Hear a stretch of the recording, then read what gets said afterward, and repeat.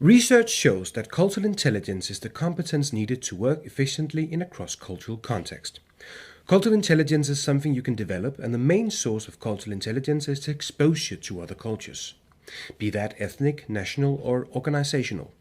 But also through focused training, you can enhance your intercultural competencies so you don't only learn it the hard way. To do that, we need to break down cultural intelligence into 4 focus areas. We call that the Wheel of Cultural Intelligence, or just the CQ wheel. First part of the wheel is CQ Drive.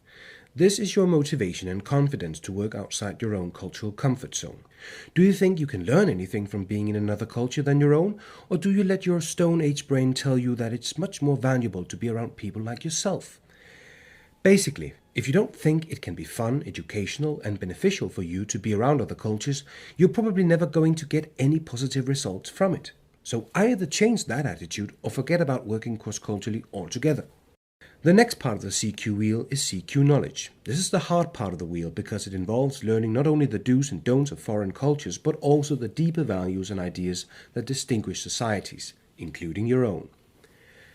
In a way, people who are high on CQ knowledge can distinguish between behavior primarily affected by personality or behavior primarily affected by culture. You might think this is irrelevant. Say, if you're having a local problem at your French office with Pierre, does it really matter if that issue is because of Pierre's nationality or because of his personality? A problem is a problem.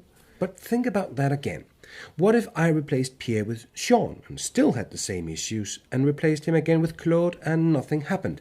Then it might look like I or my organization have some sort of compatibility problem with parts of French culture, and replacing a Frenchman with yet another Frenchman will only postpone a real solution to the problem. The only way to avoid this is having some real and factual knowledge about other people's culture, so you're better at analyzing and interpreting a situation the correct and unbiased way. But this knowledge, of course, needs to be checked and questioned as well. A part of this is your CQ strategy. This is where you check your assumptions and make sure your knowledge isn't too stereotypical. This is also where you plan work in other cultures. For instance, knowing that a meeting might take longer in a culture that focuses a lot on relationship building, you need to plan so you have the time for that. The last bit is CQ action. This is very important because it doesn't matter if you feel, know, and plan culturally intelligent if you don't feel comfortable doing something that might be new to you. So you have to be able to act in a way that doesn't come natural to you, without, of course, challenging your inner core so much that you can't recognize yourself. Striking this balance is CQ action.